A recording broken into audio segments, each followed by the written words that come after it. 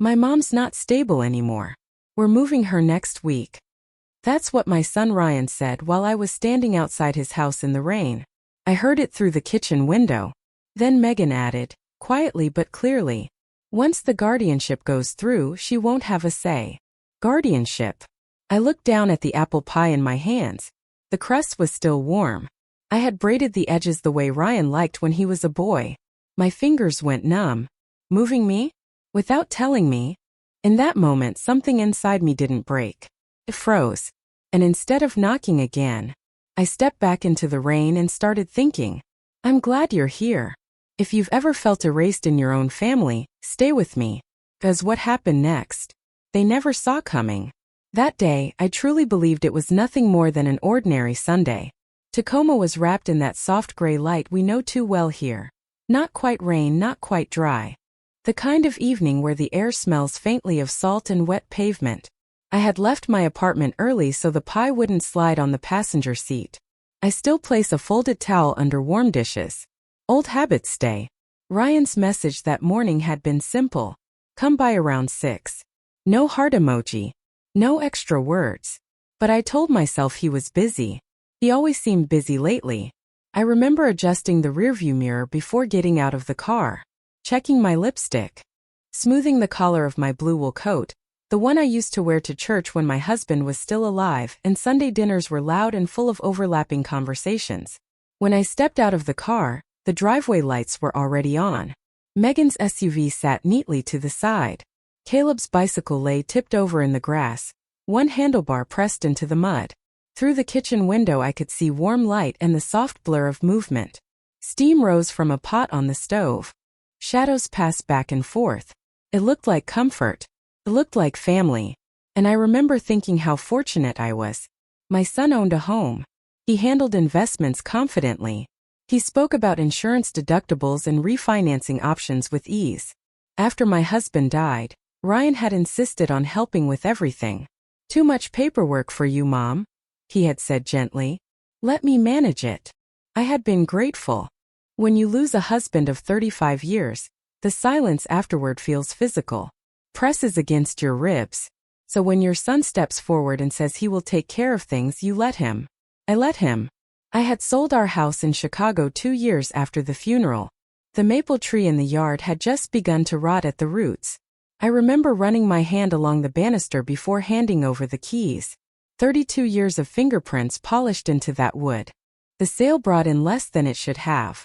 Markets were unpredictable. I didn't argue.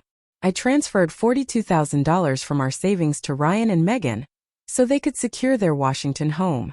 We sat at a small dining table with legal pads and coffee mugs, discussing future stability. There was one agreement. The garage apartment, a modest sunlit space above the detached garage, would always be mine. Indefinitely. It's only fair, Ryan had said, tapping the paper with his pen. He even typed up a memo. Just a paragraph. No lawyer. Just trust. I signed it. So did he. I kept my copy in a manila folder labeled property. I always keep paper. That Sunday, standing outside his kitchen window with the pie warming my palms, none of that felt threatened yet. I still believed in the arrangement. I still believed in him. Until I rang the doorbell.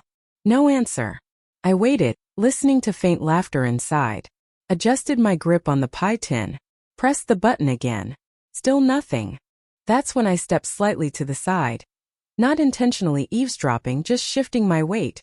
And the window carried their voices clearly through the thin glass. She forgets things, Megan said.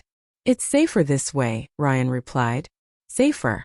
That word did not belong to love. It belonged to decisions made without someone present. I stood very still, rain beginning to gather at the edge of my collar. The pie's warmth faded quickly in the cool air.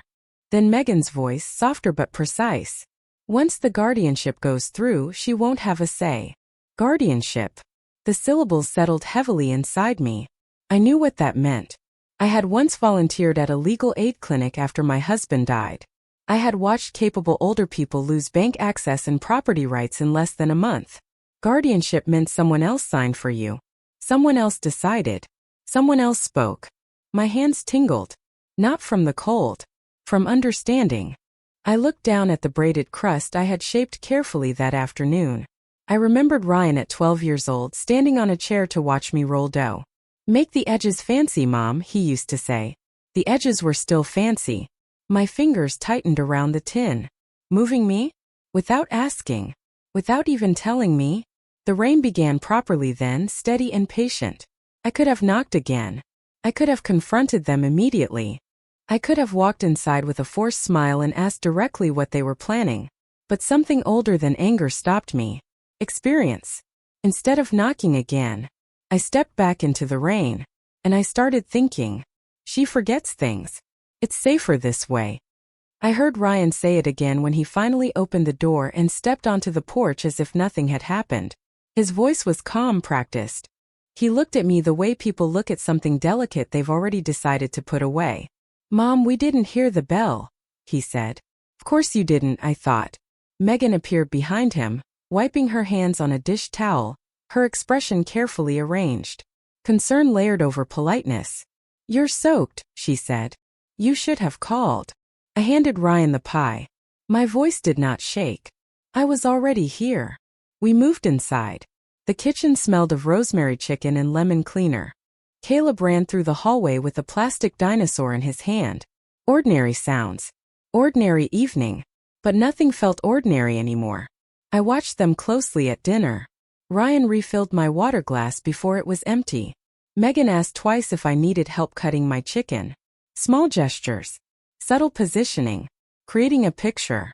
"She's slowing down," Megan said lightly at one point, smiling toward Ryan but speaking loudly enough for me to hear. "It's normal at this stage." This stage. I placed my fork down carefully. "I'm not aware of a stage," I said evenly. Ryan cleared his throat. "We just worry about you, Mom. That's all." Worry. Concern. Safety. They were building a case out of gentle words. I excused myself early. Said I was tired. Megan walked me to the door as if escorting a guest from a charity luncheon. "Think about what we discussed," she said quietly. "We didn't discuss anything," I replied. Her smile thinned. Driving home, the word guardianship kept circling in my mind. It isn't a casual step. It requires paperwork. Affidavits. Statements of diminished capacity. Someone had already started something. Back in my rental apartment, I hung my coat to dry and sat at the small kitchen table where I paid my bills. I opened my laptop. I searched the county records portal. There it was. A petition draft. Not yet approved. Filed 3 days earlier. Petitioner. Ryan Thompson. Reason cited. Cognitive decline and financial vulnerability. I read the words twice. Cognitive decline. I balanced 3 accounts. I filed my taxes without assistance. I remembered every birthday in this family. Financial vulnerability. I had transferred $42,000 to help them buy their home. I scrolled further. Supporting statement attached. Megan's name appeared beneath it. My chest did not tighten this time. It settled. Because now it was clear. This was not confusion. It was strategy. Guardianship would mean I lost control over my property, my medical decisions, my accounts, the small independence I had guarded carefully since my husband's death. And once granted, reversing it could take years. That was the first real strike. Not the overheard conversation. The paperwork. Paper is power. And they believed I wasn't watching. I pulled open the drawer where I kept my own documents. The original memo about the garage apartment. My bank statements showing the transfer. Emails confirming our agreement. Everything was dated. Everything was saved. I laid the papers across the table and studied them under the warm light of the lamp. They had mistaken kindness for weakness. They had mistaken aging for incapacity. They had mistaken silence for surrender. I felt something shift inside me then. Not panic. Not rage. Clarity. If they wanted to paint me unstable, I would be methodical. If they wanted to prove I was forgetful, I would be precise. If they wanted to take control quietly, they would discover that I had been paying attention far longer than they realized. I opened a new folder on my desktop. Documentation. And I began to work. When Ryan opened the door that night, the first thing I noticed wasn't his face. It was his pause. A fraction of a second where he measured me the way he measures interest rates and closing costs, quietly internally, with a conclusion already forming. "Mom," he said, as if my name were a task on a list. "Come in. You're getting wet." Behind him, Megan's smile hovered in place, neat and controlled. The house smelled like dinner and warm air, and Caleb's laugh burst from the living room like a small firecracker. Everything looked normal, but Ryan didn't look surprised to see me. He didn't look guilty either. He looked prepared.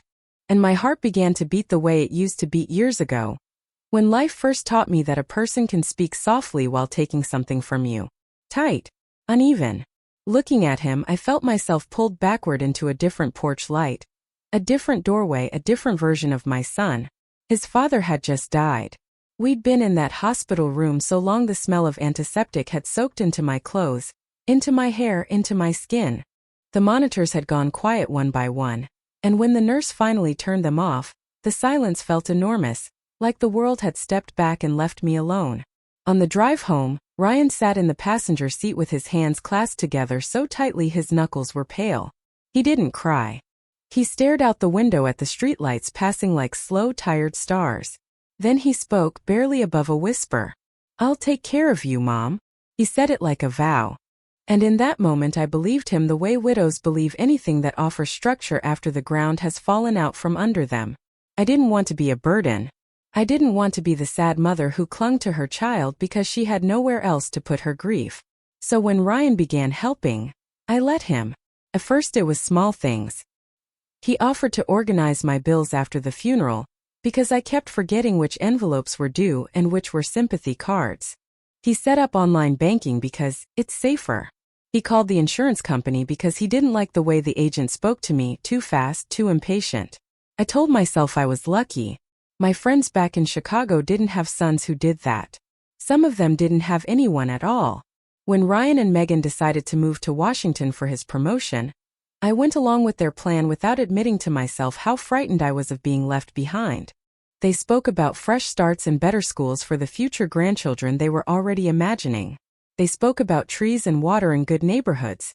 Ryan wanted me close. "Come with us," he said. "We'll figure it out." I sold the house after my husband's death, the one Ryan had grown up in. The closing day was windy and bright, and I remember standing in the empty living room listening to the echo of my own footsteps. The walls looked naked without family photos. Dust floated in the sunlight like tiny ghosts. I carried one last box to my car and sat behind the wheel for a full minute before turning the key.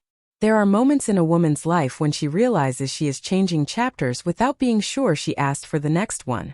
The sale gave me a cushion, and I used part of it the way mothers do. Not as a transaction but as love made practical. $42,000. That's what I transferred to Ryan and Megan so they could buy their home in Tacoma. It wasn't a gift I could easily replace, but I told myself it was an investment in stability. A foundation. A future where we were still a family. There was one condition. The garage apartment would always be mine. Indefinitely. Not until I needed more care.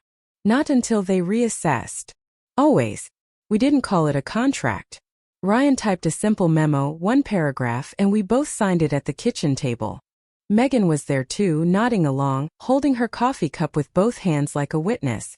I kept my copy in a folder. I always keep paper.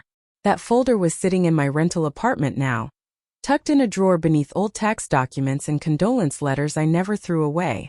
And as Ryan stood in front of me on his porch in the rain, not shocked to see me, not apologizing for what I had heard, just watching me like a variable he planned to manage, I understood something with a sudden, sick clarity.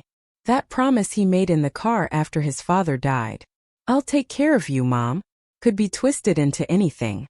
Care can mean protection, or it can mean possession.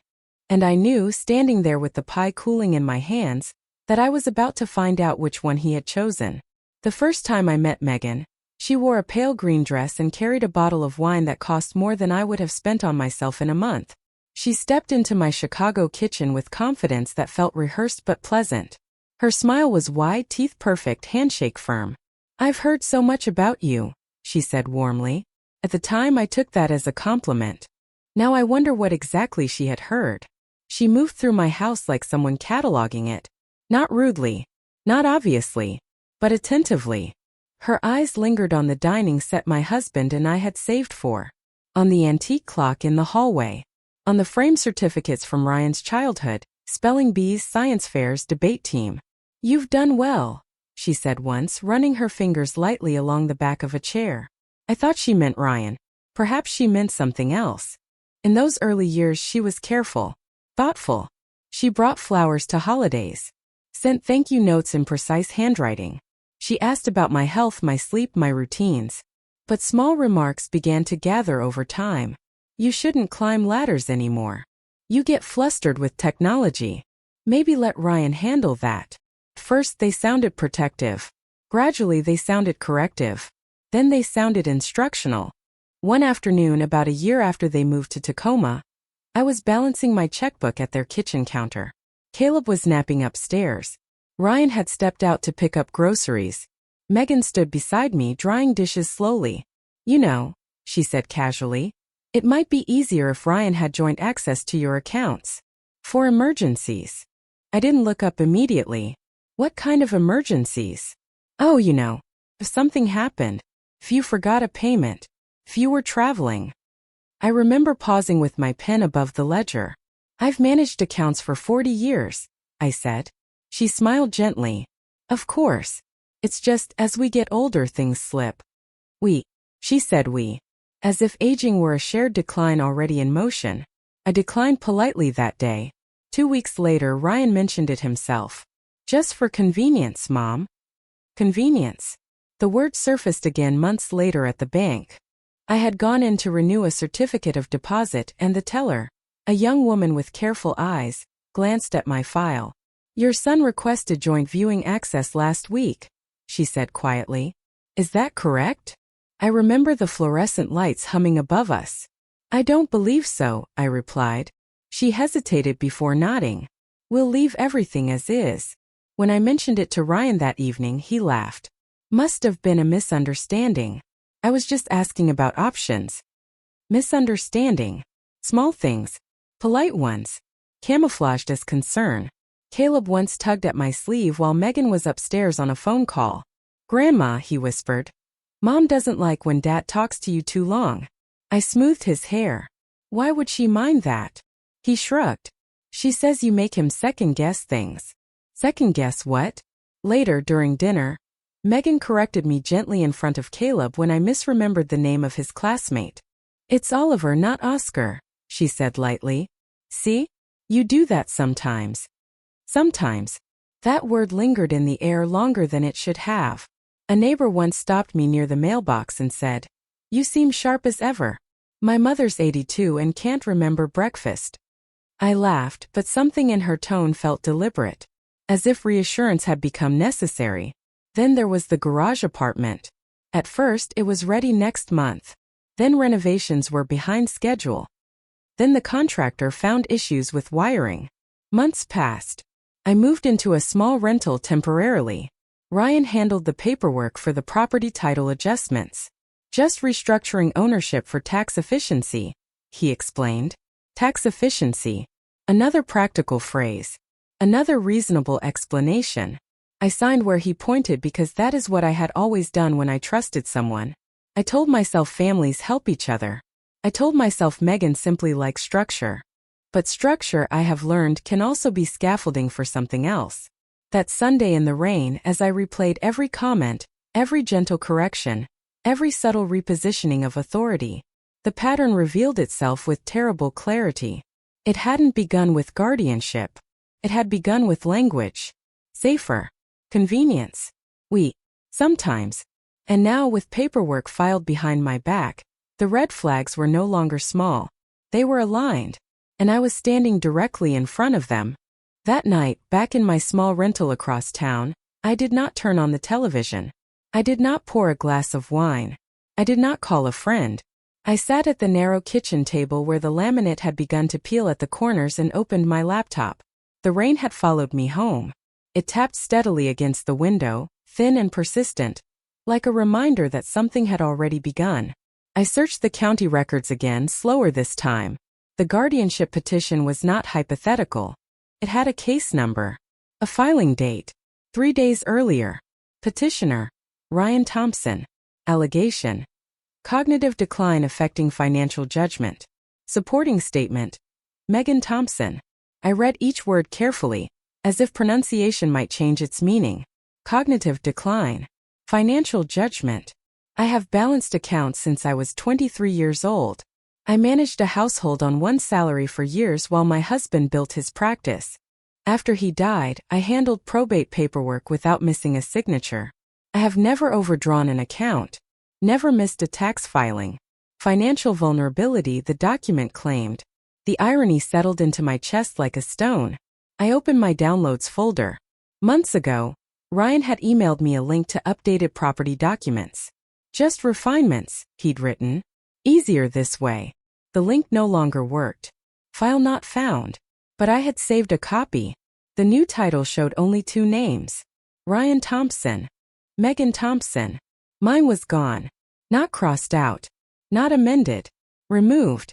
I leaned back in my chair and stared at the ceiling for a long moment. There is a particular kind of silence that arrives when confusion leaves and certainty replaces it. It is not loud. It is not dramatic. It is steady. Then I checked my email more carefully. Buried between promotional messages and pharmacy receipts was something I had skimmed past weeks ago. Transfer initiated. No action required.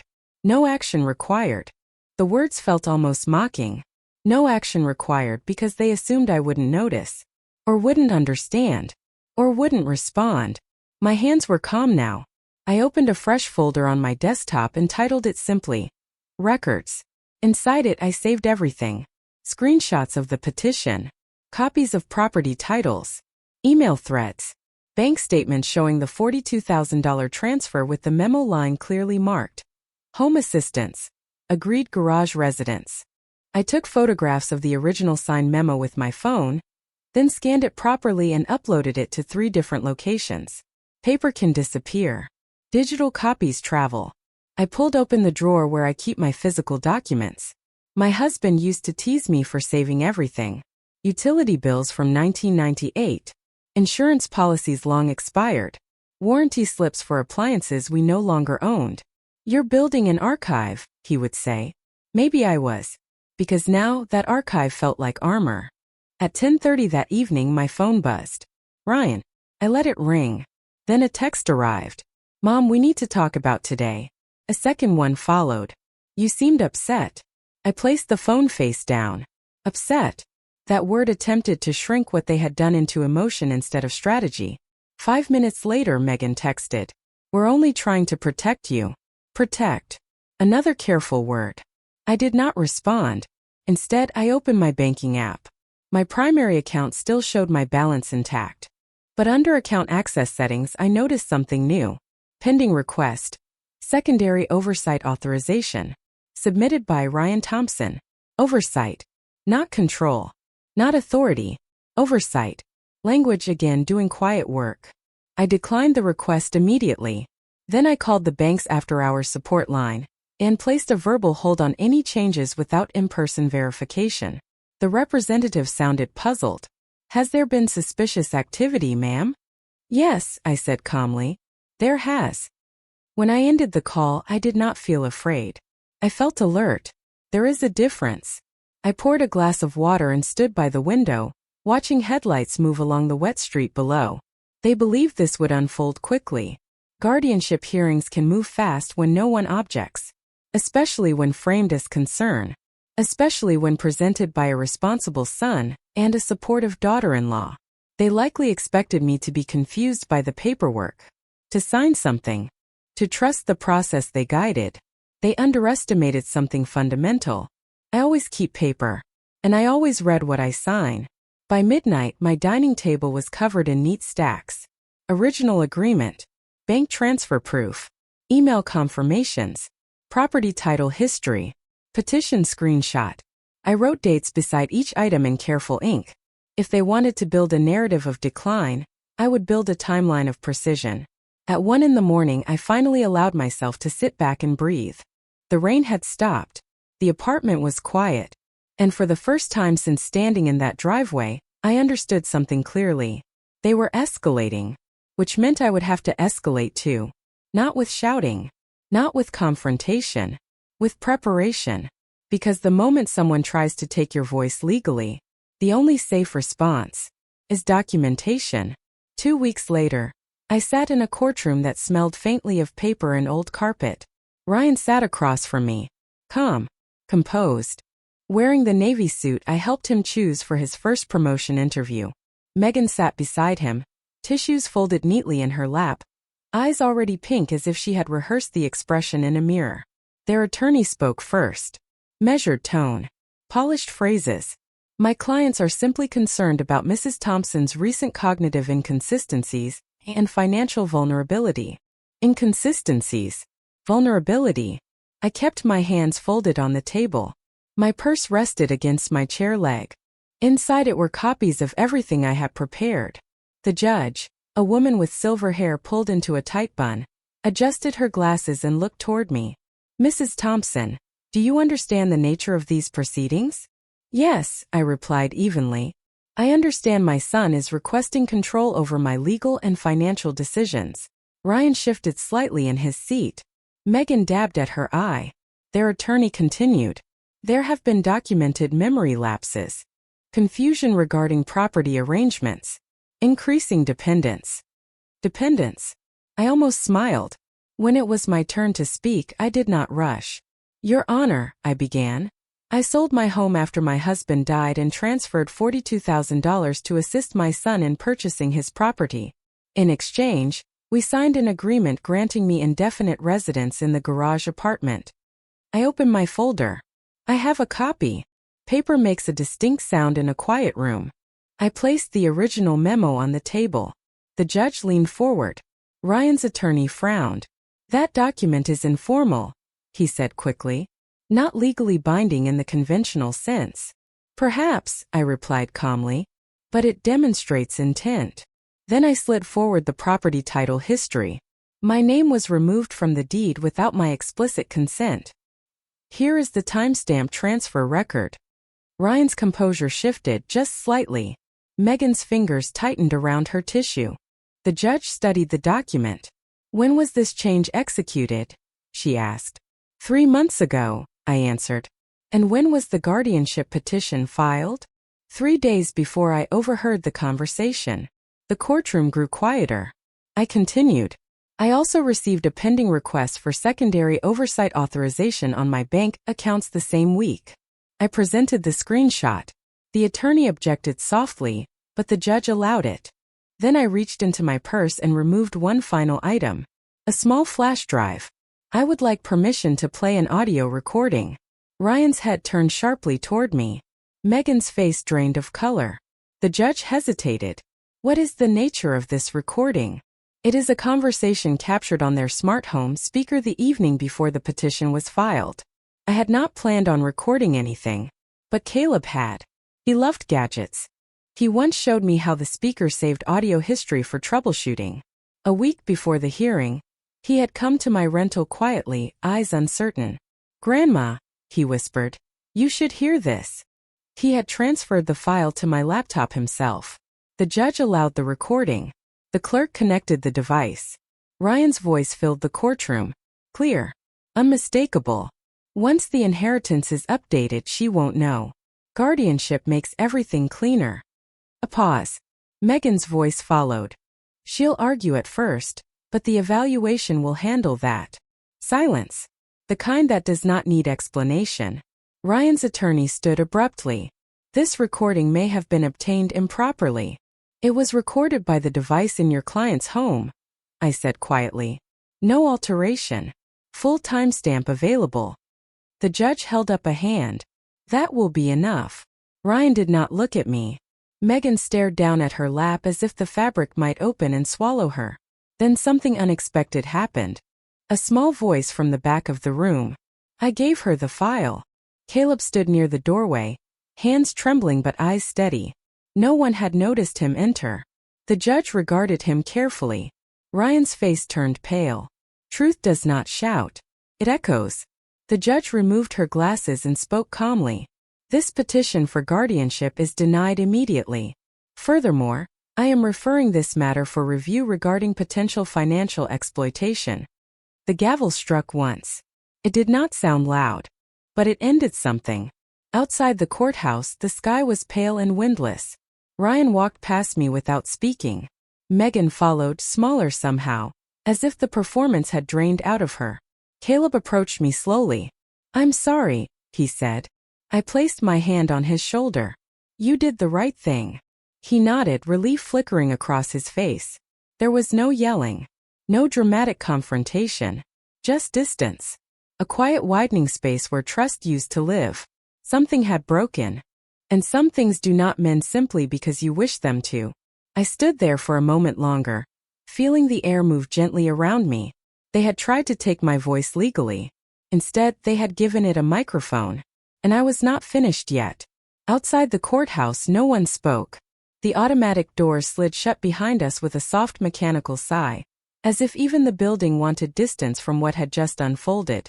The sky above Tacoma was pale and overcast, the kind of washed-out gray that makes everything look flatter than it is. Ryan stood a few feet away from me, staring at the parking lot. He did not look angry. He did not look ashamed. He looked inconvenienced. Megan's mascara had smudged slightly at the corners of her eyes. She kept dabbing carefully, as if the appearance of control still mattered. Perhaps it did, to her. Caleb lingered near the steps, uncertain where to place himself. He looked smaller than usual, though he had grown 2 inches since spring. I felt steady. Not triumphant. Not vindictive. Steady. The judge's words still echoed quietly in my mind. Petition denied. Review for financial exploitation. Those phrases would follow them longer than they expected. Ryan finally spoke. "You didn't have to make this public," he said, voice low. "Public." As if I had dragged something private into the light without reason. "You filed a legal petition against me," I replied evenly. "That made it public." He exhaled sharply through his nose. "You could have talked to me." I held his gaze. "I tried." There are moments when a relationship shifts permanently. Not with shouting. Not with broken glass. With clarity. Megan stepped closer to him, her hand lightly touching his sleeve, a silent cue to leave. She did not look at me. Ryan hesitated. For a second, just one, I saw something flicker behind his eyes. Not remorse. Not quite. Recognition. He understood that something irreversible had happened. Then he turned and walked toward his car. Megan followed. The doors shut. The engine started. They pulled away without another word. Caleb remained. "Grandma," he said softly, "are you going to be okay?" I looked at him, really looked at him. He had his father's height but not his father's posture. He still stood slightly uncertain, shoulders curved inward when nervous. "I am," I said. "Are you?" He nodded, though his eyes were troubled. "They're mad," he admitted. "I know." He studied the courthouse steps for a moment. "I didn't think it would go that far," he whispered. I didn't like how they were talking about you." I placed my hand gently against his cheek. Truth has a way of going exactly as far as it needs to. He swallowed and then, unexpectedly, wrapped his arms around me. It was not a quick hug. It was tight. Protective.